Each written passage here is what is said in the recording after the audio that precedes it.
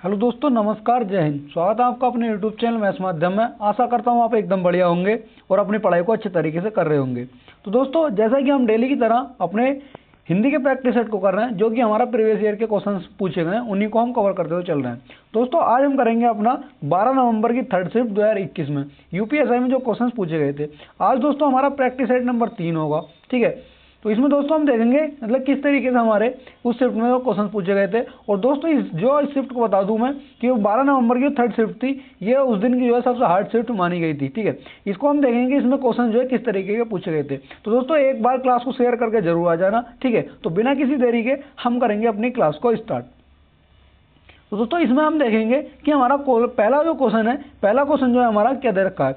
अब दोस्तों इसमें जो हमारा पहला क्वेश्चन है, इसमें दे रखा है कि देरिदा का जन्म यानी जो है कहाँ पर हुआ था। ठीक है, तो इसमें दोस्तों हमारा जो है ये ऑप्शन दे रखे थे हमें कि इसमें अल्जीरिया, अमेरिका, फ्रांस और जर्मनी। ठीक है, तो हमारा जो आंसर हो जाएगा इसका, ये अल्जीरिया इससे संबंधित, ये देरिदा जो होता है अल्जीरिया से संबंधित था। दोस्तों हमारा ये जीएस का क्वेश्चन है और ये हमारा क्वेश्चन जो है हिंदी में इसमें डाल रखा था, क्योंकि दोस्तों इसमें कुछ ऐसा था कि कुछ जीएस के क्वेश्चन जो हिंदी में डाल रखे थे, हिंदी के क्वेश्चन जो है कुछ जीएस में डाल रखे थे। ऐसे ही दोस्तों कुछ मिक्सअप था इसमें क्वेश्चन का। ठीक है, तो मैं जो क्वेश्चन था इसको मैं हिंदी में ही लेकर के आ गया हूँ। ठीक है, अब दोस्तों आगे देखेंगे हम अगला क्वेश्चन हमारा क्वेश्चन नंबर 2 हमें क्या दे रखा है। इसमें दोस्तों ये दे रखा है क्वेश्चन नंबर 2 में कि राम गया इस वाक्य में कौन सा काल है। ठीक है, तो हमारे जो जैसे कि मैंने आपको बताया था कि जो काल है हमारे ये 3 प्रकार के थे। एक तो हमारे भूतकाल, वर्तमान काल और जो है भविष्य काल। ठीक है, उसमें हम देखेंगे जो हमारे भूतकाल है उसके 6 भेद होते हैं, जो हमारा वर्तमान काल है उसके 5 भेद और जो हमारा भविष्य काल है उसके हमारे 3 भेद हो जाते हैं। ठीक है, अब दोस्तों इसमें देखेंगे हमारा इसमें दे रखा है कि राम गया, इसमें जो हमारा कौन सा काल हो जाएगा। ठीक है, तो इसमें हमारे ऑप्शन दे रखे हैं कि सामान्य भूतकाल, आसन्न भूतकाल, पूर्ण भूतकाल या फिर अपूर्ण भूतकाल। तो हमारा जो आंसर आ जाएगा इसका ये हो जाएगा सामान्य भूतकाल। ठीक है, राम गया यानी कि सामान्य भूतकाल के अंतर्गत हमारा यानी कि राम को गए हुए जो है मतलब टाइम हो गया। ठीक है, तो उसमें जो हमारा आंसर हो जाएगा सामान्य भूतकाल का यह आंसर हो जाएगा। ठीक है, अब आगे देखेंगे दोस्तों अगला क्वेश्चन नंबर 2 हमें 3 जो हमें दे रखा है कि राम बहुत बहादुर है इस वाक्य में कौन सा शब्द जो है विशेष है। ठीक है, हमसे दोस्तों इसमें विशेषता का मतलब वो होता है यानी कि जिसकी विशेषता बताई जाती है वो हमारा विशेष्य कहलाता है। विशेषण वो होता है दोस्तों जो विशेष्य की विशेषता बताता है वो हमारा विशेषण हो जाता है। ठीक है, और जो हमारा दोस्तों एक इसमें होता है हमारा फिर विशेषण, एक हो जाता है दोस्तों हमारा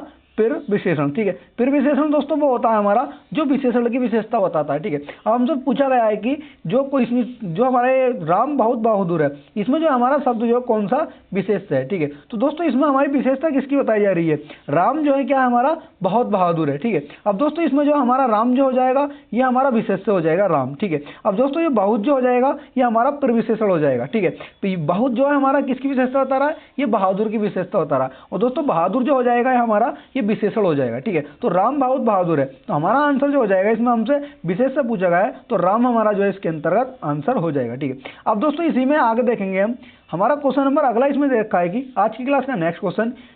ठीक है, जब किसी वाक्य की क्रिया के लिंग, वचन और पुरुष कर्ता के लिंग, वचन और पुरुष के अनुसार हो तब उस वाक्य में जो है ये हमारा जो है तब होगा, उस नहीं होगा, तब उस वाक्य में कौन सा वाच्य होता है। ठीक है, तो हमारा दोस्तों इसमें दे रखा है कि जब किसी वाक्य की क्रिया के लिंग, वचन, पुरुष और कर्ता लिंग वचन के अनुसार हो तो जो है उसमें जो कौन सा हमारा वाच्य हो जाएगा। ठीक है, अब दोस्तों इसमें जो हमारा ऑप्शन दे रखे हैं कर्मवाच्य, दूसरा हमारा कर्तवाच्य, तीसरा हमारा दोस्तों इसके अंदर भाववाच्य और चौथा हो जाएगा हमारा ये सभी। ठीक है, तो जो हमारा आंसर हो जाएगा दोस्तों इसके अंदर वो हमारा कर्तवाच्य के अंतर्गत हो जाएगा, यानी कि जो हम लिंग, वचन आदि की जो पहचान वगैरह करते हैं वचन की, ठीक है, पुरुष की, तो हम जो है कर्ता के अनुसार उसकी पहचान को करते हैं। ठीक है, अब दोस्तों इसी में आगे देखेंगे हम अगला क्वेश्चन हमारा आज की क्लास का। दोस्तों आपसे रिक्वेस्ट है कि एक बार क्लास को शेयर करके जरूर आ जाना और दोस्तों अपने साथियों में अपने ग्रुप्स में जो है क्लास को एक बार शेयर जरूर कर देना। ठीक है, दोस्तों इंपॉर्टेंट क्वेश्चन और दोस्तों ये सबसे हार्ड शिफ्ट थी उस दिन की, तो इसमें दोस्तों हम देखें किस तरीके के हमारे क्वेश्चन थे। ठीक है, आगे देखेंगे दोस्तों आज की क्लास का अगला क्वेश्चन।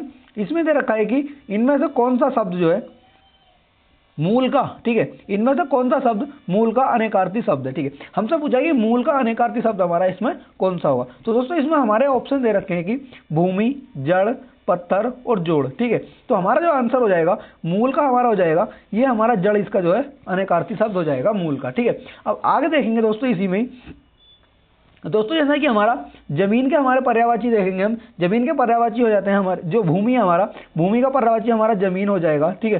पृथ्वी भी हमारा जो है इसी के अंतर्गत आ जाएगा, ठीक है।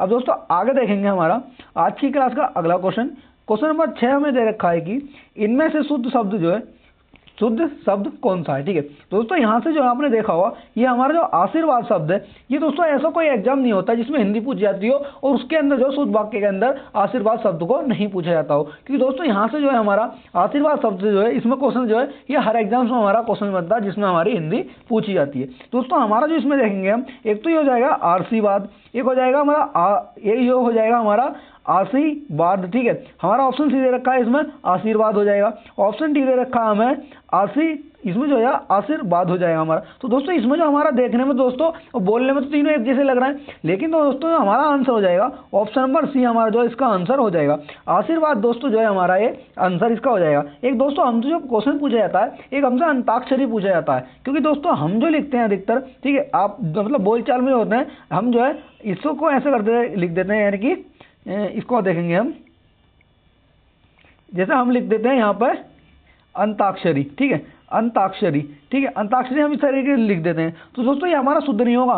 दोस्तों जो हमारा इसके अंदर शुद्ध होगा वो होगा हमारा यहाँ से अंत्याक्षरी, अंत्याक्षरी, ठीक है, ये हमारा शुद्ध वाक्य हो जाएगा। तो इस तरीके से जो है हम क्लास के साथ साथ ही इन वर्ड्स को जो हमारे शुद्ध होते हैं उनको कवर करते हुए अपने चलेंगे, ठीक है। अब दोस्तों आगे देखेंगे आज की क्लास का अगला क्वेश्चन नंबर 7 दोस्तों हमें ये दे रखा है, इसके अंदर हिंदी साहित्य के इतिहास में काल विभाजन का सर्वप्रथम प्रयास इनमें से किसने किया था। यानी दोस्तों जो हिंदी साहित्य का जो इतिहास का काल विभाजन सबसे पहले किया था वो किसके द्वारा इसमें किया गया था, ठीक है। तो दोस्तों इसमें हम देखेंगे ऑप्शन हमें दे रखे हैं रामचंद्र शुक्ल, डॉक्टर गिरियर्सन, मिश्र बंधु और गारसद तासी, ठीक है। जो सबसे पहले प्रयास किया था ये डॉक्टर गिरियर्सन के द्वारा इसमें इसका प्रयास किया गया था, ठीक है। आगे देखेंगे डॉक्टर गिरियर्सन के बाद में दोस्तों ये रामचंद्र शुक्ल ने भी जो अपना काल विभाजन बताया था, ठीक है। अब दोस्तों आगे देखेंगे आज की क्लास का अगला क्वेश्चन, ठीक है। क्वेश्चन नंबर 8 दोस्तों हमें दे रखा है कि गर्दन पर सवार होना मुहावरे का अर्थ है। दोस्तों जैसा कि मैंने आपसे कहा था कि हमारे जो इस सेट है, सेट के अंदर एक हमारा जो है यूपीएससी एग्जाम के अंदर हिंदी में दोस्तों एक हमसे लोकोक्ति से क्वेश्चन पूछा जाता है और एक हमसे जो मुहावरे से क्वेश्चन पूछा जाता है, यानी दो क्वेश्चन हमारे जो लोकोक्ति और मुहावरे से संबंधित हो जाते हैं। तो हमसे पूछा गया है कि गर्दन पर सवार होना मुहावरे का अर्थ क्या है, ठीक है। तो हमारा जो ऑप्शन हो जाएगा गर्दन पर बैठ जाना, ऑप्शन बी दे रखा हमें पीछा न छोड़ना, ऑप्शन सी दे रखा है जान से मार डालना, ऑप्शन डी दे रखा हमें गर्दन दबाना, ठीक है। तो हमारा इसका जो आंसर हो जाएगा पीछा न छोड़ना, यानी गर्दन पर सवार होना मतलब बुरी तरीके से हाथ धो के पीछे पड़ जाना, ठीक है, ये हमारा इसका अर्थ हो जाएगा। अब आगे देखेंगे दोस्तों अगला क्वेश्चन हमारा क्वेश्चन नंबर 9 हमें दे रखा है कि रोला छंद में कितनी मात्राएं होती हैं, ठीक है। रोला छंद में जो हमसे मात्राएं पूछी हैं ऑप्शन दे रखे हैं दोस्तों हमें इसमें 28, 16, 26 या फिर 24। तो रोला में जो होंगी दोस्तों हमारी ये 24 मात्रा हमारी रोला के अंदर हो जाती है, ठीक है। और दोस्तों इसमें बता दूं आपको जो हमारी 16 मात्राएं होती हैं ये हमारी जो है चौपाई के जो है प्रत्येक चरण में हमारी 16 मात्राएं होती हैं, ठीक है, चौपाई के अंतर्गत, ठीक। अब दोस्तों हम देखेंगे जो ये हमारा 28 मात्राएं होती हैं ये हमारा हरि गीतिका के अंदर जो हमारी 28 मात्राएं होती हैं, हरि गीतिका, ठीक है, हरि गीतिका के अंदर दोस्तों 28 मात्राएं होती हैं। और जो 26 मात्राएं होती हैं हमारी ये दोस्तों गीतिका के अंदर जो है हमारी 26 मात्राएं हमारी गीतिका के अंतर्गत हो जाती हैं, ठीक है। अब दोस्तों इसी में आगे देखेंगे आज की क्लास का अगला क्वेश्चन नंबर 10 दोस्तों हमें दे रखा है कि इनमें से पांडित्य में प्रयुक्त प्राय यानी कौन सा है। यानी हमसे पूछा है पांडित्य में जो प्रयुक्त हुआ है ये हमारा प्रत्यय यहाँ पर पूछा गया है, ठीक है। प्रत्यय और उपसर्ग जो हमारे पूछे जाएंगे ये हमारा पांडित्य में कौन सा प्रत्यय यूज हुआ है। तो दोस्तों इसमें हमारे ऑप्शन दे रखे हैं ये, ते, ये और इया, ठीक है। तो जो हमारा आंसर हो जाएगा दोस्तों इसके अंतर्गत ये हमारा जो इसमें आंसर हो जाएगा पंडित प्लस ये से मिलकर के बना है हमारा पांडित्य, ठीक है। आगे देखेंगे दोस्तों आज की क्लास का अगला क्वेश्चन नंबर 11 दोस्तों हमें दे रखा है कि विद्यापति द्वारा रचित कितने ग्रंथ अभट्ट में, यानी विद्यापति द्वारा रचित जो है कितने ग्रंथ जो है वो अभट्ट भाषा में इनके द्वारा लिखे गए, ठीक है। तो दोस्तों इसमें हमारे ऑप्शन दे रखे हैं 4, 2, 3 और इनमें से कोई नहीं। तो दोस्तों हमारा जो आंसर हो जाएगा इनके द्वारा जो है 2 ग्रंथ जो है अभट्ट भाषा में लिखे गए। दोस्तों इसमें बता दूं आपको विद्यापति को जो है मैथिल कोकिल की उपाधि से भी जाना जाता है, मैथिल कोकिल की उपाधि से, ठीक है। इनकी दोस्तों जो 2-3 इनकी जो रचना हो जाती है कीर्तिलता, कीर्ति पताका, ठीक है, ये जो है इनकी विद्यापति की रचनाएं हो जाती है, ठीक है। आगे देखेंगे दोस्तों आज की क्लास का अगला क्वेश्चन नंबर 12 हमें दे रखा है कि इनमें से निजवाचक सर्वनाम का प्रयोग किस वाक्य में हुआ है। दोस्तों निजवाचक सर्वनाम का हमसे जो इसमें प्रयोग पूछा है, और सर्वनाम के जो है दोस्तों इसमें मैं आपको डेली आपको क्लास में बता रहा हूँ कि सर्वनाम से संबंधित 2 से 3 क्वेश्चन हमारे पूछे जाते हैं। और जो हमारा सर्वनाम जो दोस्तों टॉपिक है, हम दोस्तों इसी को जो है अपनी प्रैक्टिस सेट के साथ साथ ही पूरा कवर कर लेंगे, ठीक है। अब दोस्तों इसमें हम देखेंगे सर्वनाम का दोस्तों अर्थ वो होता है जो संज्ञा के स्थान पर प्रयोग होता हो, ठीक है। जैसे हम ऐसे करेंगे, जैसे कि हम कहते हैं कि राम स्कूल जाता है, मतलब कि राम सोता है, फिर राम स्कूल जाता है, राम स्कूल से आता है। जैसे हम बार बार जो है हम संज्ञा का प्रयोग कर रहे हैं, जैसे राम हमारी एक संज्ञा, हम बार बार संज्ञा का प्रयोग कर रहे हैं। जहां पर हमारा संज्ञा के स्थान पर जो है हम किसी अन्य शब्द का जो है प्रयोग करने लगे तो दोस्तों हमारा सर्वनाम होगा, ठीक है। सर्वनाम दोस्तों होगा जैसे कि राम स्कूल जाता है, ठीक है, एक बार हमने उसका प्रयोग कर लिया, राम स्कूल जाता है, ठीक है। उसके बाद में हम देखेंगे कि वह स्कूल से आता है, उसने खाना खाया, ठीक है, वो खेलने गया। इस तरीके से जो होंगे, जो संज्ञा के स्थान पर प्रयोग होंगे हमारे, वो हमारे सर्वनाम कहलाते हैं, ठीक है। अब आगे देखेंगे दोस्तों, हमसे पूछा है कि निजवाचक सर्वनाम का प्रयोग किस वाक्य में हुआ है, ठीक है। तो ऑप्शन दे रखे हैं इसमें, आज अपनापन कहाँ है, ठीक है। ऑप्शन बी दे रखा है हमें, यह समस्या आप में ही कर लूंगा, ठीक है। ऑप्शन सी दे रखा है दोस्तों इसमें, यह मेरी निजी पुस्तक है। ऑप्शन डी दे रखा है कि अपनों से क्या छिपाना, ठीक है। तो दोस्तों हमारा आंसर जो हो जाएगा, यह समस्या मैं आप ही कर लूंगा। यानी कि दोस्तों इसमें जो है आपका मतलब है आप ही कर लूंगा, मतलब जो मैं स्वयं यानी कि खुद ही इसको मैं कर लूंगा, ठीक है। दोस्तों आपसे रिक्वेस्ट है कि एक बार क्लास को शेयर करके जरूर आ जाना, ठीक है दोस्तों, इंपॉर्टेंट क्वेश्चन है, ठीक है। और अभी तक आपने दोस्तों चैनल को सब्सक्राइब नहीं किया तो चैनल को सब्सक्राइब जरूर करना, ठीक है। आगे देखेंगे दोस्तों आज की क्लास का अगला क्वेश्चन नंबर 13 हमें ये दे रखा है कि व्युत्पत्ति के विचार से शब्दों के कितने भेद हैं, ठीक है। हमसे पूछा व्युत्पत्ति, एक होता है दोस्तों हमारा रचना के आधार पर, एक होता है हमारा व्युत्पत्ति के आधार पर शब्दों के हमारे कितने भेद हो जाएंगे, ठीक है। आगे देखेंगे दोस्तों, इसमें ऑप्शन दे रखे हैं हमें 2, 8, 4 या फिर 3। तो हमारे भेद जो हो जाएंगे व्युत्पत्ति के आधार पर, ये हमारे 3 भेद हो जाएंगे व्युत्पत्ति के आधार पर, ठीक है। और दोस्तों इसमें हम आगे देखेंगे, एक दोस्तों हमारा हो जाता है रचना के आधार पर शब्दों के भेद। तो दोस्तों जो हो जाएंगे हमारे रचना के आधार पर दोस्तों हमारे एक तो देशज हो जाएंगे, विदेशज, तत्सम, तत्सम, तद्भव, ये हमारे 4 प्रकार के हो जाएंगे रचना के आधार पर, ठीक है।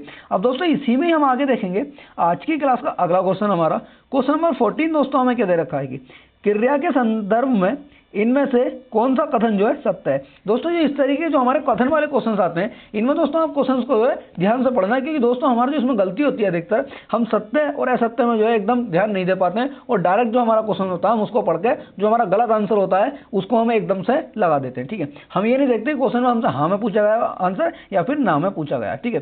दोस्तों इसमें हम देखेंगे पहला हमारा ऑप्शन दे रखा है कि क्रिया के साथ क्रिया जोड़ने से जो संयुक्त क्रिया बनती है उसे नामबोधक क्रिया कहते हैं, ठीक है। ऑप्शन डी रखा है हमें, ऑप्शन बी है हमारा, जब कर्म संज्ञा की तरह व्यवहार में आए तब वह क्रियार्थक क्रिया कहलाती है, ठीक है। ऑप्शन सी दे रखा है हमें, जब कर्ता एक क्रिया समाप्त कर उसी क्षण दूसरी क्रिया में प्रवृत्त हो जाता है तब वह पूर्वकालिक क्रिया कहलाती है। ऑप्शन डी दे रखा है हमें, उपरोक्त सभी। दोस्तों कल की क्लास में एक क्वेश्चन था, मैंने उसमें बताया था कि अगर कोई व्यक्ति एक क्रिया को खत्म करके तुरंत दूसरी क्रिया में लग जाता है तो वह हमारी पूर्वकालिक क्रिया कहलाती है। हमसे इसमें पूछा गया कौन सा कथन सत्य है। तो दोस्तों हमारा जो दिया गया है ऑप्शन नंबर सी हमारा इसका आंसर हो जाएगा। यानी जब कर्ता एक क्रिया समाप्त कर, सही है, ठीक, उसी क्षण जो है, ठीक है, उसकी क्रिया समाप्त हुई, उसके बाद वो तुरंत दूसरे काम में अपने लग गया, ठीक है, तब वो पहली वाली हमारी क्रिया होगी वो हमारी पूर्वकालिक क्रिया कहलाती है, ठीक है। अब दोस्तों इसमें जो है हमारी आगे देखेंगे अगला क्वेश्चन हमारा क्वेश्चन नंबर दोस्तों, अब हमारा ये इसमें दोस्तों ये हमसे ये पंक्तियां पूछी गई हैं, ठीक है। इसमें जो हमारा कि आंसर इसका क्या हो जाएगा, ये हमारी पंक्तियां पूछी गई हैं इसमें एक काव्यांश दे करके इसमें। तो इसमें जो हमारा देखेंगे इसे पढ़ लेंगे एक बार। यह देख गगन मुझ में लय है, यह देख पवन तुझ में लय है, ठीक है, मुझ में विलीन झनकार सकल तुझ में लय है, संसार सकल, सही है, अमरत्व फूलता है मुझ में, संसार झूलता है मुझ में। उपरोक्त पंक्तियों में कौन सा अलंकार है। यह देख गगन तुझ में लय है, ठीक है दोस्तों, ये दोस्तों जो है हमारा दूसरी लाइन जो हमारी रिपीट हो गई है यहाँ से, ठीक है, इसको आप जो है देखना, ये हमारी यहाँ से रिपीट हो गई है, ठीक है। हमसे दोस्तों इसमें पूछा गया है कि जो हमारा काव्यांश है इसके अंदर जो है हमारा कौन सा पंक्तियों में जो है रस पूछा गया है, ठीक है। तो इसमें हम देखेंगे हमारा ऑप्शन दे रखे हैं दोस्तों इसमें, रौद्र रस, अद्भुत रस, शांत रस या फिर वीर रस, ठीक है। तो दोस्तों जो हमारा इसका आंसर हो जाएगा ऑप्शन नंबर बी हमारा जो है इसमें आंसर हो जाएगा, ठीक है, अद्भुत रस जो है हमारा इसका आंसर हो जाएगा, ठीक है। अब आगे देखेंगे दोस्तों अगला क्वेश्चन हमारा आज की क्लास का क्वेश्चन नंबर 16 दोस्तों हमें ये दे रखा है कि इनमें से किस उपन्यास की पृष्ठभूमि में भारत विभाजन की जो त्रासदी है, ठीक है। तो ऑप्शन दे रखे हैं हम इसमें राग दरबारी, कर्मभूमि, शेखर एक जीवनी और झूठा सच। ठीक है, अब दोस्तों इसमें हम देखेंगे जो हमारा आंसर जो हो जाएगा इसका, झूठा सच जो है हमारा इसका आंसर हो जाएगा। अब दोस्तों झूठा सच के जो लेखक हैं हमारे, वो दोस्तों हमारे जो है यशपाल इसके झूठा सच के लेखक हो जाएंगे। ठीक है, यशपाल के द्वारा दोस्तों ये लिखा गया है। ठीक है, झूठा सच एक दोस्तों यशपाल के द्वारा हमारा लिखा गया है। दादा कॉमरेड भी जो है रचना, यशपाल का जो उपन्यास है दादा कॉमरेड, ये भी यशपाल का जो है एक उपन्यास हो जाएगा। एक दोस्तों हो जाता है यशपाल का तेरी मेरी उसकी बात। ठीक है, इसके लिए दोस्तों इन्हें जो है साहित्य अकादमी पुरस्कार भी दिया गया था। दोस्तों कर्मभूमि मैंने आपको कल वाली क्लास में बताया था, कर्मभूमि, रंगभूमि, गबन, गोदान, ठीक है, ये हमारे जो है मुंशी प्रेमचंद के हो जाएंगे। ईदगाह, बड़ा भाई, ठीक है। और दोस्तों जो हमारा हो जाएगा राग दरबारी, ठीक है, राग दरबारी दोस्तों ये हमारा शुक्ल जी का हो जाएगा। ठीक है, और दोस्तों इसको जो है राग दरबारी को 1963 में जो है साहित्य अकादमी पुरस्कार भी दिया गया था। और दोस्तों इसमें बता दूं आपको, शेखर एक जीवनी जो हमारा सच्चिदानंद हीरानंद बादशाहन का अज्ञे, सच्चिदानंद हीरानंद बादशाहन अज्ञे, यानी अज्ञे जी का जो है हमारा शेखर एक जीवनी, ये इनका एक उपन्यास हो जाएगा। यहाँ से दोस्तों हमारा एक क्वेश्चन बनता है, शेखर एक जीवनी किस विधा की जो है यह हमारी कृति है, तो हमसे पूछ लेगा ये हमारी रचना है, उपन्यास है। ठीक है, इस तरीके से तो जो हमारा आंसर हो जाएगा ये जो शेखर एक जीवनी है, ये जो है एक हमारा उपन्यास हो जाएगा। ठीक है, अब आगे देखेंगे दोस्तों आज की क्लास का अगला क्वेश्चन नंबर 17। इसमें दे रखा है दोस्तों हमें, इनमें से कौन सी बोली आकार बहुला है। ठीक है, हमारा ऑप्शन दे रखे हैं इसमें ब्रजभाषा, गढ़वाली, कौरवी और जो है भोजपुरी। ठीक है, तो दोस्तों हमारा जो आंसर हो जाएगा इसके अंदर कौरवी जो है हमारी ये आकार बहुला बोली हो जाती है। ठीक है दोस्तों, मैंने आपको बताया था जो हिंदी है हमारी, इसको 5 वर्गों में विभाजित किया गया है। अब दोस्तों हम इसमें आज डिस्कस करेंगे कि जो हमारे 5 वर्ग हैं वो हमारे कौन कौन से। एक तो दोस्तों हमारी जो है पश्चिमी हिंदी आ जाती है। ठीक है, पश्चिमी हिंदी आ जाती है। ठीक है, पश्चिमी हिंदी। एक दोस्तों हमारी हो जाती है पूर्वी हिंदी। ठीक है, एक दोस्तों हो जाती है हमारी बिहारी हिंदी। ठीक है, बिहारी हिंदी एक हो जाती है हमारी, बिहारी हिंदी। ठीक है, एक हो जाती है दोस्तों हमारी राजस्थानी हिंदी। ठीक है, राजस्थानी हिंदी। ठीक, एक दोस्तों हो जाती है हमारी 5वीं जो हो जाती है हमारी, ठीक है, 5वीं हो जाएगी हमारी दोस्तों पहाड़ी हिंदी। ठीक है, इसको जो है 5 वर्गों में विभाजित हमारा किया गया। अब दोस्तों इसमें हम देखेंगे जो हमारे पश्चिमी हिंदी हो जाती है, इसको जो पश्चिमी हिंदी के अंदर हमारी जो है कौन कौन सी बोली आ जाती है उनको हम इसमें देखेंगे। दोस्तों एक ट्रिक है, इसको आप इस तरीके से याद करना, इसको लिखेंगे हम, इसको लिखेंगे दोस्तों हम KB, ठीक है, KBH, मतलब KB और KBH, यानी कब है। ठीक है, पूर्वी हिंदी को लिखेंगे दोस्तों हम ABC। ठीक है, अब दोस्तों इसमें बताऊंगा कि हम इनको कैसे रिलेट करेंगे। बिहारी हिंदी को लिखेंगे हम दोस्तों ब्यम, यानी कि BMM। ठीक है, अब दोस्तों राजस्थानी हिंदी में हम मेवाती, मारवाड़ी और मालवी, ठीक है, और राजस्थानी, ये हमारा मतलब वो जयपुरी, ये हमारा राजस्थानी बोली भाषाओं के अंतर्गत जो है, राजस्थानी भाषा हमारी हिंदी है, तो इसके अंतर्गत जो है बोलियां हमारी आ जाएंगी। ये दोस्तों हमारी पहाड़ी हिंदी के अंतर्गत आ जाती है दोस्तों। एक तो हमारी गढ़वाली आ जाएगी और कुमाऊनी, ये हमारा पहाड़ी इसके अंतर्गत आ जाएगा। अब दोस्तों इसमें मैं आपको बता दूं जो हमने पहले लिखा था पश्चिमी हिंदी का, यानी कि कब, और ये कब है, तो दोस्तों ठीक है, इसमें लिखेंगे दोस्तों H से हो जाएगा हमारा हरियाणवी। ठीक है, हरियाणवी, ये हमारा H से हो जाएगा हरियाणवी। ठीक है, और दोस्तों हमारा जो है ये हमारा K से हो जाएगा कन्नौजी। ठीक है, ये हमारा K से कन्नौजी इसमें हो जाएगा। ठीक है, अब दोस्तों हमारा जो है हमारा B से हो जाएगा, ठीक है, बुंदेली, एक हमारा ये B से इसमें हो जाएगा बुंदेली। ठीक है, अब दोस्तों इसमें जो है हमारा ये एक हमारा इस केस से 101 केस से तो हमारा दोस्तों कन्नौजी हो गया। ठीक है, इस केस से दोस्तों हमारा जो है ये कौरवी हो जाएगा। ठीक है, इस केस से जो है हमारा कौरवी इसमें हो जाएगा। अब दोस्तों इसमें हमारा कौन सा बचा, सभी को दोस्तों हमने इसमें जो कवर कर लिया, यानी इसका हो जाएगा हमारा केस से कौरवी, इससे हो जाएगा हमारा बुंदेली। ठीक है, हमारा इस केस से हो जाएगा कन्नौजी, एच से हो जाएगा दोस्तों हमारा हरियाणवी। ठीक है, और दोस्तों यहाँ हमारा B बचा, इसका तो दोस्तों हमारा ये कोर भी नहीं होकर के हमारा केस है जो है हमारा ये, इसमें दोस्तों कोर भी नहीं होगा, ये हमारा खड़ी बोली हो जाएगा इससे। ठीक है, खड़ी बोली हो जाएगा हमारा, कोर भी इसके अंतर्गत नहीं होगी, हमारा खड़ी बोली हो जाएगा। इस केस से हमारा दोस्तों कन्नौजी हो जाएगा। ठीक है, अब दोस्तों इसी में हमारा जो मैंने कल बताया था आपको ABC जो था हमारा, ठीक है, ABC, तो दोस्तों हमारा अवधी, बघेली, छत्तीसगढ़ी हमारा ABC हो जाएगा। अब दोस्तों हमने बिहारी हिंदी में देखा था बम करके, ठीक है, BMM। ठीक है, तो इस B से दोस्तों हमारा भोजपुरी हो जाएगा, इस दोस्तों इससे हमारा हो जाएगा तो ये मैथिली, और दोस्तों इससे हो जाएगा हमारा मगही। ठीक है, अब दोस्तों आगे देखेंगे आज की क्लास का अगला क्वेश्चन हमारा, ठीक है, क्वेश्चन नंबर 18 हमें क्या दे रखा है, इसमें क्वेश्चन नंबर 18 में दे रखा है कि इनमें से किस वाक्य में क्रियार्थक संज्ञा का प्रयोग हुआ है। ठीक है, तो हमसे क्रियार्थक संज्ञा इसमें दोस्तों पूछी गई है। तो दोस्तों इसमें हमारे ऑप्शन दे रखे हैं, टहलना स्वास्थ्य के लिए अच्छा है, मैं खाकर सोऊंगा। ठीक है, ऑप्शन सी दे रखा है हमें, राधा जो है बहुत तुतलाती है। ऑप्शन डी दे रखा है हमें, गुजरों ने लड़ाई लड़ी। तो दोस्तों हमारा जो आंसर हो जाएगा ऑप्शन नंबर ए हमारा जो है इसका आंसर हो जाएगा, टहलना स्वास्थ्य के लिए जो है अच्छा, ये हमारा क्रियार्थक हो जाएगा। मैं खाकर सोऊंगा, तो दोस्तों हमारा जो है इसमें यानी कि पहले मैं खाना खाऊंगा, खाना खाने के बाद जो है मैं सोऊंगा। तो इस तरीके जो हमारा ये एक क्रिया को समाप्त करके दूसरी क्रिया होगी हमारी, तो जो हमारी होगी वो पूर्वकालिक क्रिया होगी। ठीक है दोस्तों, क्लास के साथ साथ में जो है आप आंसर देते हुए चलना कि आपका जो है कितने मतलब जो क्वेश्चन लगने के साथ में जो है क्वेश्चन पढ़ने के बाद में दोस्तों आप कमेंट बॉक्स में आंसर देते रहना क्लास के साथ साथ ही। ठीक है, इसमें आपको पता चलता रहेगा कि आपके कितने क्वेश्चन सही हुए और कितने जो है इसमें आपको अभी प्रॉब्लम बन रही है। ठीक है, तो दोस्तों आगे देखेंगे क्वेश्चन नंबर हमारा 19 दे रखा है। इसमें क्वेश्चन नंबर 19 में दोस्तों यह है कि उपमा अलंकार के सर्वाधिक प्रयोग के लिए इनमें से कौन से कवि जो है अधिक प्रसिद्ध है, यानी किस कवि ने जो है हमारा उपमा अलंकार का जो है सर्वाधिक प्रयोग किया है। ठीक है, तो दोस्तों इसमें ऑप्शन दे रखे हैं हमें, माघ ने, कालिदास, वाल्मीकि या फिर भास। ठीक है, तो जो हमारा आंसर हो जाएगा दोस्तों, कालिदास ने जो है उपमा अलंकार का जो सर्वाधिक प्रयोग इसमें किया है। ठीक है, अब आगे देखेंगे दोस्तों, अगला क्वेश्चन हमारा क्वेश्चन नंबर 20 हमें क्या दे रखा है, क्वेश्चन नंबर 20 में है कि इनमें से कौन सा शब्द जो है समास का विपर्यार्थक है। यानी कि हमसे दोस्तों जो है समास का जो है विपर्यार्थक पूछा है, यानी कि समास का जो है हमसे इसमें जो है विलोम पूछा गया है।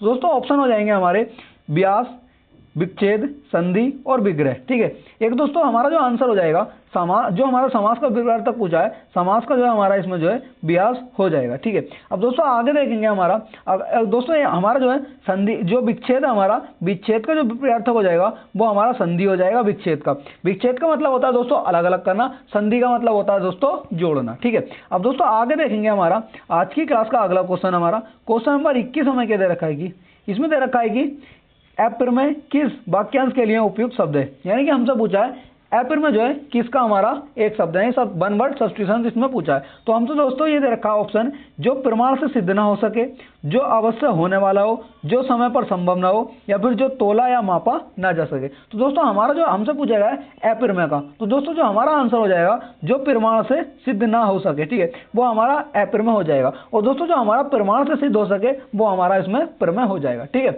अब आगे देखेंगे दोस्तों अगला क्वेश्चन नंबर 22 हमें दे रखा है। ये हमारा इसमें है कि अरे गुलाबो झाड़ू ठीक से लगा। ठीक है, ये हमारा इन्वर्टेड कोमा में बंद हो जाएगा। ठीक है, और इसमें दे रखा है अरे गुलाबो, ठीक है, यहाँ पर हमारा इन्वर्टेड कोमा आ जाए तो इसमें है कि गुलाबो झाड़ू ठीक से लगा। तो इसमें हमसे पूछा कौन सा कारक है। ठीक है, तो इसमें हम ऑप्शन दे रखे हैं कर्म कारक, संप्रदान कारक, करण कारक या फिर संबोधन कारक। दोस्तों इसमें क्या हो रहा है, हमारा संबोधन किया जाए यानी कि अरी, ठीक है, इस तरीके से जैसे अरी, अरे, ठीक है, तो हमारा होगा वो हमारा संबोधन कारक के अंतर्गत हो जाएगा। जैसे कि हे राम, ठीक है, तो हम संबोधन कर रहे हैं इसमें हे श्याम, तो इस तरीके से जो हमारा जो हो जाएगा ये संबोधन कारक के अंतर्गत इसमें आ जाएगा। ठीक है, अब दोस्तों आगे देखेंगे हमारा आज की क्लास का अगला क्वेश्चन नंबर 23 दोस्तों हमें क्या दे रखा है कि इनमें यह है कि इनमें कौन सी बोली पश्चिमी हिंदी के अंतर्गत जो बोली आ जाती है। ठीक है, अब दोस्तों इसमें हम देखेंगे जो पश्चिमी के अंतर्गत हमारी बोलियां आती हैं, जैसे कि अभी मैं आपको बता करके आया था, उसमें जो पश्चिमी के अंदर हमारी बोलियां आएंगी, कौरवी में भी मैंने बताई थी, वो गलती से दोस्तों हमारा कौरवी मैंने बाद में बता दी, लेकिन दोस्तों वो जो हमारी कौरवी भी इसी के अंतर्गत आएगी। क्योंकि दोस्तों जैसे कि अभी इसमें आपको जो डिस्कस करके बताऊंगा, कौरवी, कन्नौजी, ब्रजभाषा और ये सभी। ठीक, जो हमारा आंसर हो जाएगा ये हमारा आंसर जो है सभी में आ जाएगा। दोस्तों ये था हमारा एक, हमने उसमें देखा था कब और है। ठीक है, इस तरीके से हम इसको याद कर लें कब कब है। तो दोस्तों इससे तो हमारा कौरवी हो गया। ठीक है, इसके से हमारा दोस्तों एक कन्नौजी हो गया। ठीक है, अब दोस्तों इसमें जो हमारा इस बी से जो हमारा ब्रजभाषा हो गया। ठीक है, अब इससे हमारा जो है इस बुंदेली हो गया। ऐसे क्या हो जाता हमारा हरियाणवी हो जाएगा। यानी कि इसमें जो हमारी 5 भाषाएं आ जाएंगी, जो 5 बोली आ जाएंगी पश्चिमी हिंदी के अंतर्गत, यानी कौरवी, कन्नौजी, ब्रजभाषा, बुंदेली, ठीक है, और हमारा हरियाणवी भी इसी के अंतर्गत आ जाएगा। ठीक है, आगे देखेंगे दोस्तों आज की क्लास का अगला क्वेश्चन नंबर 24 हमें क्या दे रखा है इसमें कि इनमें से वारकरी संप्रदाय के प्रवर्तक कौन है। ठीक है, वारकरी संप्रदाय के हमसे इसमें संपादक मतलब जो है प्रवर्तक पूछे हैं वो कौन है। दोस्तों हमारा जो इसमें ऑप्शन दे रखे हैं कबीरदास, ज्ञानेश्वर, एकनाथ और देवनाम। ठीक है, जो हमारा आंसर हो जाएगा ज्ञानेश्वर जो है हमारा इसका आंसर हो जाएगा। ठीक है, आगे देखेंगे दोस्तों आज की क्लास का अगला क्वेश्चन नंबर 25। इसमें हमें क्या दे रखा है, इसमें दोस्तों ये है इनमें से विस्मयादि बोधक अव्यय का उदाहरण कौन सा है। ठीक है, अब दोस्तों इसमें हम देखेंगे जो विस्मयादि बोधक अव्यय है हमारा इसका जो आंसर मतलब जो ऑप्शन में क्या दे रखे हैं, तो ऑप्शन है हमारे वहां, धन्य धन्य, यहाँ वहां, जहां जहां। ठीक है, तो जो हमारा आंसर हो जाएगा विस्मयादि बोधक का हमारा आंसर हो जाएगा जैसे धन्य धन्य, ये हमारा विस्मयादि बोधक के अंतर्गत आ जाएंगे। एक हो जाता है दोस्तों हमारा शाबाश, वो भी इसी के अंतर्गत आ जाएंगे विस्मयादि बोधक के अंतर्गत। ठीक है, जहां पर आप दोस्तों अगर आपको सेंटेंस दे दे और उसमें जो है पूरा सेंटेंस दे दे, उसके बाद में आपसे पूछे अगर जहां पर दोस्तों एक्स किलोमीटर जो साइन होगा हमारा ये, ठीक है, तो जो जहां पे भी सेंटेंस के अंदर होगा अगर हमसे विस्मयादि पूछ लेता है तो ये दोस्तों इसकी जो है पहचान होती है। ठीक है, आगे देखेंगे दोस्तों आज की क्लास का अगला क्वेश्चन हमारा क्वेश्चन नंबर दोस्तों 26 हमें क्या दे रखा है, वियोग के अंतर्गत कितनी काम दशाएं मानी गई हैं। ठीक है, इसमें हमसे पूछा है वियोग के अंतर्गत, तो दोस्तों हमारा ऑप्शन दे रखे हैं इसमें 11, 8, 10 या फिर 9। तो दोस्तों हमारा जो आंसर हो जाएगा इसमें 10 दशाएं हमारी जो है वियोग के अंतर्गत जो है 10 काम दशाएं इसमें मानी गई है। ठीक है, आगे देखेंगे दोस्तों आज की क्लास का अगला क्वेश्चन हमारा क्वेश्चन नंबर 27। ठीक है, 27 में देखेंगे हम क्या दे रखा है, इसमें ये दे रखा है कि पै वर्ग का उच्चारण स्थल हमारा क्या होगा। पै वर्ग का दोस्तों हमारा उच्चारण स्थल पूछा हमसे, यानी कि वो क्या होगा। तो दोस्तों इसमें हमारा ऑप्शन दे रखे हैं मूर्धन्य, नासिक, तालु या फिर ओष्ठ है। तो दोस्तों इसमें जो आंसर होगा हमारा ओष्ठ हमारा जो है इसका आंसर हो जाएगा।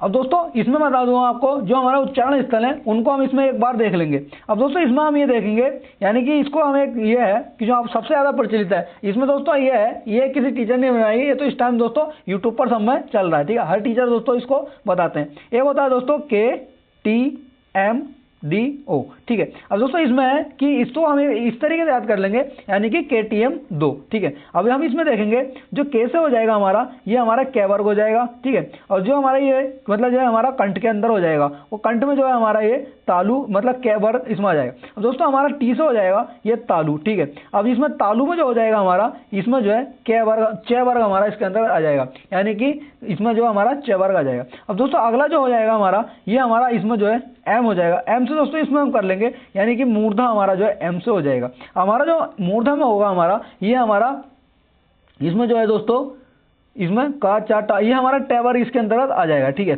ये हमारा टै वर्ग जो मूर्धा के अंतर्गत आएगा। अब दोस्तों हमारा जो है ये हमारा डी आ जाएगा। डी में दोस्तों हमारा दंत आ जाएगा। ठीक है, दंत से जो दांतों से बोले जाते हैं वो हमारे इसमें जो है टै वर्ग हमारा दांत में आ जाएगा। अब दोस्तों हमारा ओ बचा। ठीक है, ओ हमारा जो है ये ओष्ठ हो जाएगा। ठीक है, ये ओष्ठ हो जाएगा ओ, और इसमें ओष्ठ में जो है हमारा ये पूरा हमारा पै वर्ग इसके अंतर्गत आ जाएगा। ठीक है, ये हमारा दोस्तों इस तरीके से छोटी सी ट्रिक है, इसको याद कर लेंगे। ठीक है, आगे देखेंगे दोस्तों आज की क्लास का अगला क्वेश्चन नंबर 28 देखेंगे हम। इसमें 28 में हमें क्या दे रखा है कि सफेद कमीज में कौन सा विशेषण है। ठीक है, हमसे पूछा गया विशेषण कि सफेद कमीज के अंतर्गत जो है हमारा कौन सा विशेषण है। तो ऑप्शन दे रखे हैं हमें परिमाणवाचक, ठीक है, सार्वनामिक विशेषण या फिर गुणवाचक विशेषण या संख्यावाचक विशेषण। तो हमसे पूछा है सफेद जो है कमीज, कमीज कैसी है, सफेद है, तो इसकी विशेषता बता रहा, ये उसका गुण बता रहा है कि कमीज का जो रंग है वो कौन सा, उसके गुण की भी जो है इसके अंदर विशेषता बता रहा है। तो हमारा आंसर जो हो जाएगा ये गुणवाचक विशेषण हो जाएगा। यानी कि हमसे अगर इसमें पूछता दो कमीज में कौन सा विशेषण, तो हमारा संख्यावाचक आ जाएगा। यानी कि हमसे अगर तोल में जैसे कोई हमारी जैसे नापने तोलने की चीज में हमसे पूछता तो हमारा वो परिमाणवाचक विशेषण के अंतर्गत हो जाएगा। ठीक है, अब दोस्तों इसी में आगे देखेंगे हमारा क्वेश्चन नंबर 29 में दोस्तों हमें क्या दे रखा है कि सन 2010 में साहित्य अकादमी पुरस्कार इनमें से किस रचनाकार को ये हमारा मिला है। ठीक है, किस रचनाकार को ये 2010 का साहित्य अकादमी दिए गए। दोस्तों ऑप्शन दे रखे हैं हमें गोविंद मिश्र, कैलाश वाजपेयी, ऑप्शन सी रखा हमें काशीनाथ सिंह, ऑप्शन डी रखा हमें उदय प्रकाश। तो दोस्तों इसमें जो हमारा उदय प्रकाश को जो है 2010 का साहित्य अकादमी पुरस्कार इसमें दिया गया था। दोस्तों आपको बहुत जल्दी एक हमारा साहित्य अकादमी पुरस्कार संबंधित बहुत जल्दी आपको एक क्लास मिलने वाली है। जैसे साहित्य सम्मान हो गए हमारे साहित्य अकादमी, ठीक है, और हमारा व्यास सम्मान, ठीक है, बिहारी सम्मान, ठीक, तो और ज्ञानपीठ पुरस्कार, इनसे संबंधित जितनी भी क्लासेस हैं दोस्तों आपको बहुत जल्द सबकी एक क्लास सेपरेट में आपको मिल जाएगी। ठीक है, अब दोस्तों इसमें आगे देखेंगे हमारा क्वेश्चन नंबर 30। ठीक है, इसमें हमें दे रखा है कि मलबे का मालिक कहानी के रचनाकार इनमें से कौन है। ठीक है, जो मलबे का मालिक कहानी के रचनाकार हैं वो हमसे इसमें पूछे गए।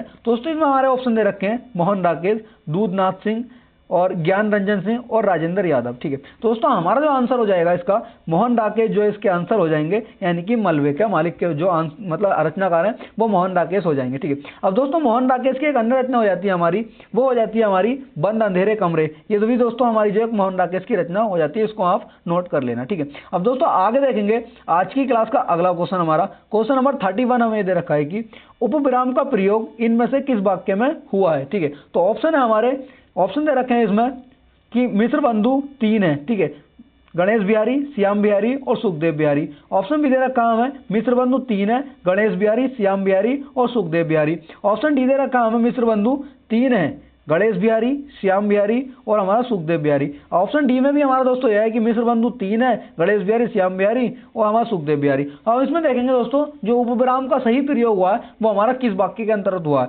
दोस्तों हमारा जो आंसर हो जाएगा ऑप्शन नंबर बी जो है हमारा दोस्तों इसमें आंसर हो जाएगा। ठीक है, ऑप्शन बी में हमारा आंसर ये इसका हो जाएगा, यानी कि मिश्र बंधु। ठीक है, फिर दोस्तों इसमें जो हमारा विसर्ग आ गया गणेश बिहारी, फिर कोमा लगेगा श्याम बिहारी, फिर कोमा लग जो सुखदेव बिहारी हो जाएगा। और दोस्तों जो मिश्र बंधु हमारे ये 3 भाई हैं, ये हमारे दोस्तों गणेश बिहारी, श्याम बिहारी और सुखदेव बिहारी तीनों ही भाई हैं। ठीक है, ये हमारा इसमें पता भी चल गया मिश्र बंधु कितने भाई हैं और कौन कौन से, इनके नाम भी हमें पता चल गए और हमारा जो यहाँ से इसका आंसर भी निकल के आ गया। ठीक है, अब दोस्तों आगे देखेंगे हमारा अगला क्वेश्चन आज की क्लास का क्वेश्चन नंबर दोस्तों इसमें हम देखेंगे 32। ठीक है,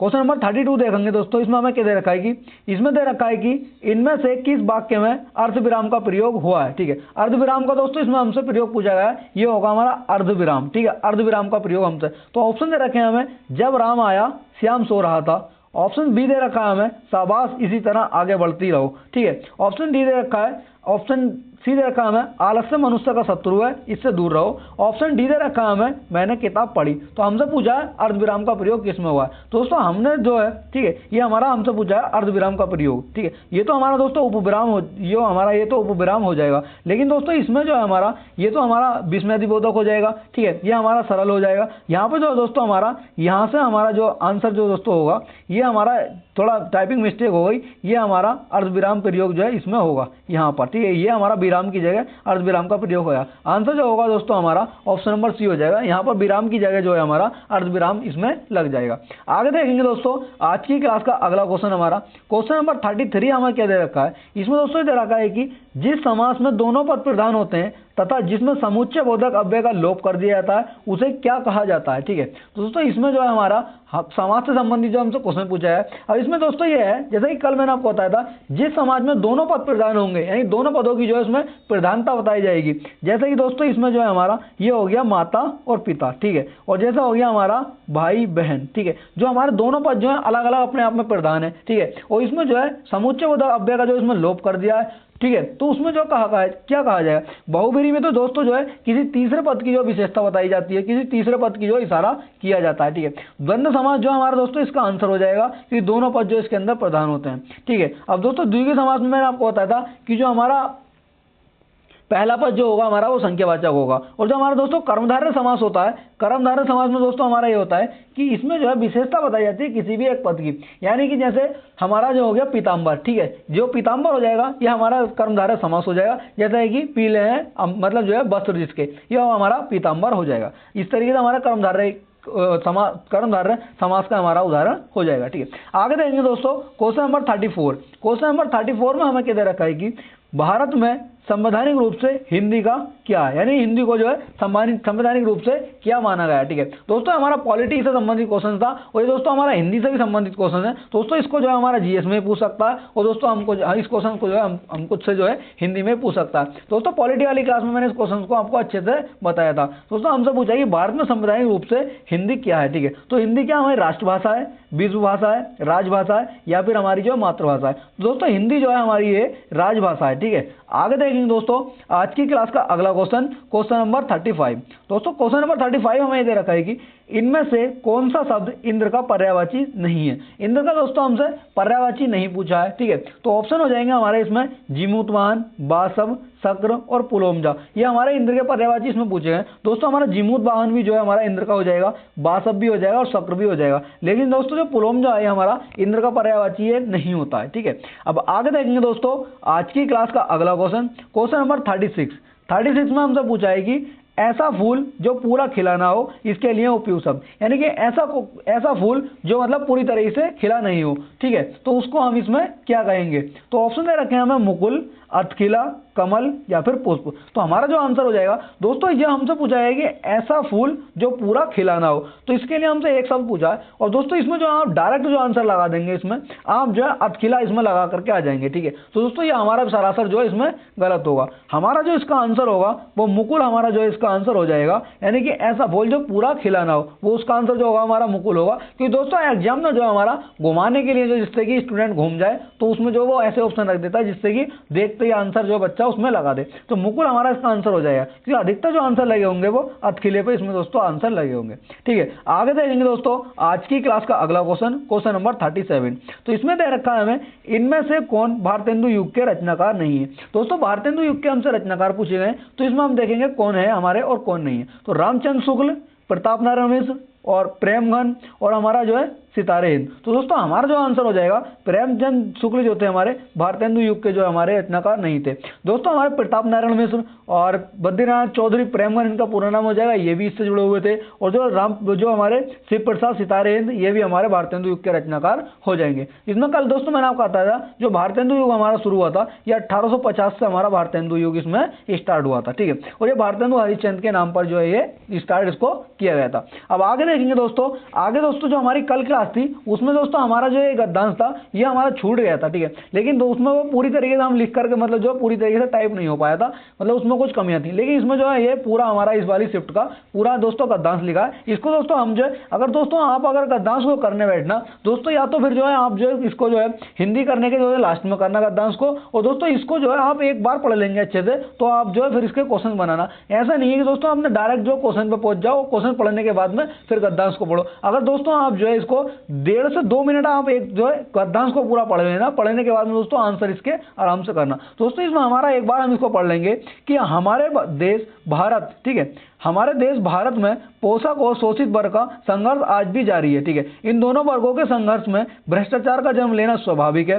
देश की पूंजीवादी व्यवस्था में साधारण जनता बुरी तरह से पिसती जा रही है, ठीक है। अगला देखेंगे, इसमें विकास के समस्त साधन पूंजीपतियों के हाथों में कैद है। साधन विपन्नता एवं आर्थिक संकट ने मध्यम वर्ग एवं निम्न वर्ग को पराजित कर दिया है। देश का कर्मठ, ईमानदार, बुद्धिजीवी एवं सर्वहारा वर्ग मेहनत की कमाई करके भी 2 जून की रोटी जुटा सकने में असमर्थ है।